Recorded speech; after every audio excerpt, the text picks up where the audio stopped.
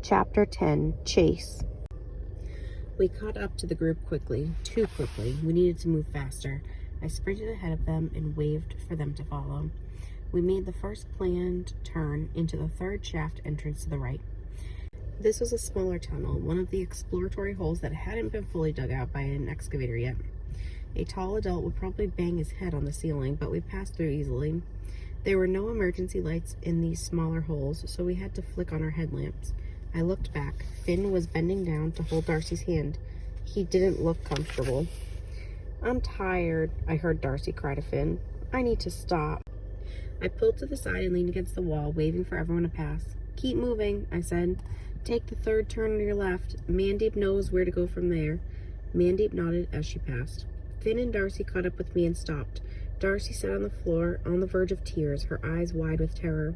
Finn was puffing from the effort of pulling her along. "You rock, Finn, but I think you need a break." Finn smiled. "Thanks, Chris." He turned to Darcy. "I'm gonna run ahead. If you catch me, you can have my chocolate dessert." Darcy didn't move. "I'm going," Finn said, turning and dramatically beginning to run. "Oh no, I better get going," he said. I leaned down to Darcy and said, "I'll carry you for a while. We can get him."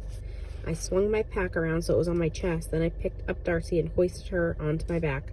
"Wrap your arms around my neck," I said. Then we started to run. Finn gave out a shriek of mock panic as we began to chase him, and Darcy actually giggled. I could have hugged Finn right then. We alternated our path, Finn sometimes pretending to get tired and then sprinting again as we approached him. Darcy even climbed down to run the last bit. As we made our final turn, I could hear the sounds of the others up ahead. They'd reached the end of the twists and turns and were collapsed in a semicircle on the floor, their headlamps glowing up and down the walls. They fought to catch their breath. Jimmy was lying down. He looked completely beat. Darcy ran up to Finn and pretended she and Friendly were attacking him. "Grrr," she growled. Finn laughed as much as he could while he was winded and fell to the floor playing dead. I leaned over, hands on my knees, and fought the urge to throw up. I was covered in sweat. I checked my watch. The trip had taken us about half the day. Time-wise, we weren't very far from the entrance, but mathematically, I felt we were safe. I did a quick calculation of all the various other possible tunnel combinations. If someone were following us, they'd have to guess right at each step to find us. Unless, of course, Alec told them the sequence. Why had he stayed? Maria stood up. "I'm so hungry. Did anyone grab some extra snacks?" "Did you?" Pavel asked. "What's that supposed to mean?" Maria asked. Pavel shrugged. "I'm not sharing my stash with anyone." "What a jerk," Maria said. "What did you call me?" "What you are." Maria took a step toward Pavel, who stood up and looked ready to fight.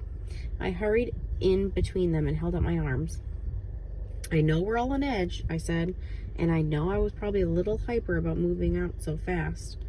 "No kidding," Pavel said. "But fighting each other isn't going to solve anything, so let's set up a new camp. We can figure out the food and water situation later. I still have some extra chocolate bars." I took a handful out of my backpack and tossed one to Maria and one to Pavel. Pavel let his hit his chest and fall to the ground. He didn't take his eyes off Maria. "First, I want her to apologize," Pavel said through gritted teeth. Maria took a bite of chocolate.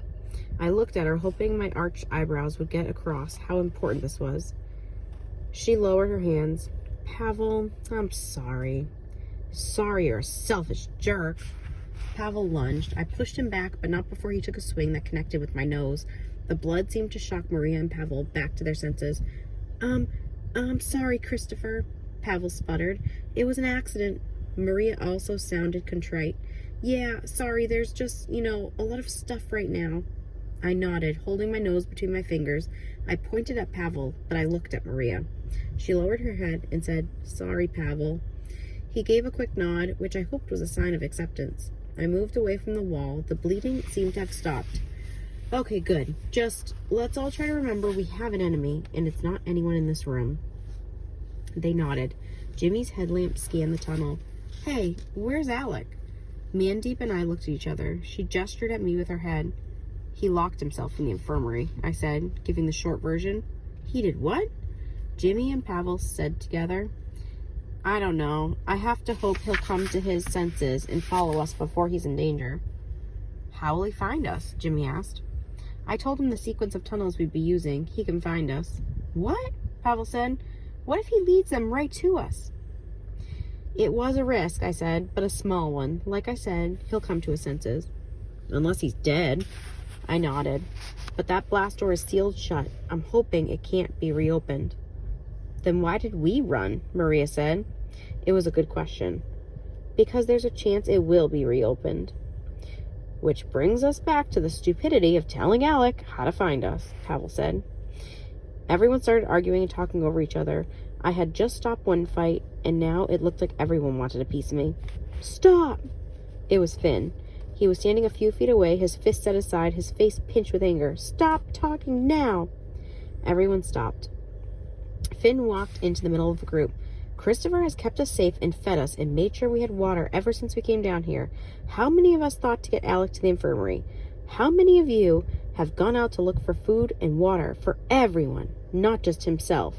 He looked pointedly at Pavel, who was looking down at his feet. How many of you stopped to help me and Darcy back in that tunnel? Suddenly, everyone was looking at their feet. Exactly, Finn went on. Does anyone else down here think they could do better? Nobody raised a hand. He gave a humph and then nodded at me. Thanks, Finn, I said. He nodded again and then walked back to help Darcy get a bed ready. Pavel grabbed the chocolate bar I had thrown at him and stuffed it in his pockets. I took all the food out of my backpack and placed it on the floor. I'll go back and check on Alec as soon if he doesn't find us, but let's set up camp together. We can pool all our stuff right now and see what we have, okay? Jimmy nodded first, Maria next, and then everyone joined me with the supplies from their packs. Everyone had a helmet. Jimmy had even grabbed some extras to use once the batteries died. I kicked myself for not thinking of that, but I was glad someone had. Nice work, Jimmy, I said, and meant it. There was enough food and water for a few days if we rationed really well, and luckily Pavel and Finn had grabbed a few extra coveralls, which meant we had something softer than rock to use as bedsheets and pillows. Mandeep took a look at my nose and said it was probably not broken. It still throbbed like crazy, but I did my best not to show it. I took first watch. I wasn't sleeping very much anyways, and volunteering was one more way I could show everyone I was willing to make sacrifices. Snores filled the passageways. I found them kind of soothing. My dad snored so loud sometimes that he'd wake himself up. My mom used to joke that he'd peeled the paint off the walls, but for me, it was the sound of nighttime.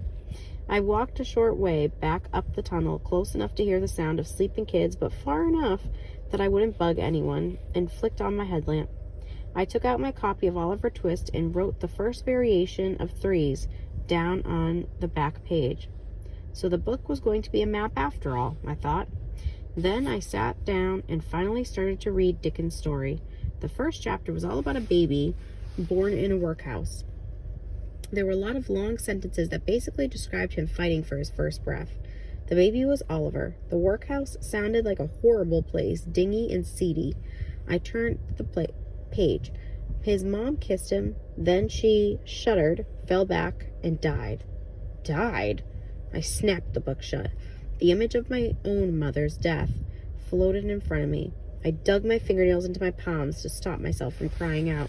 Now I knew what my dad meant when he told Mom to read it to me when I was ready. No wonder that hadn't happened yet. This book was a one-way trip to Misery Town. I took a deep breath and unclenched my fist. I stared at the red leather cover again. I thought of the dedication inside. My own mother had never read it to me. I cracked the cover. I'd now read it for both of us, no matter how hard that would be.